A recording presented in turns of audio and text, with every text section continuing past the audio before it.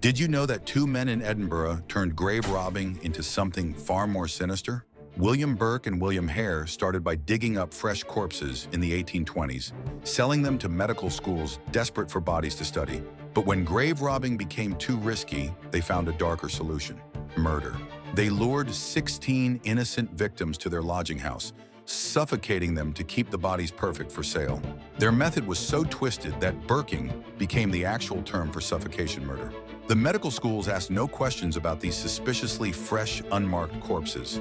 Their killing spree finally ended when tenants discovered their final victim, an elderly woman, rotting under a bed.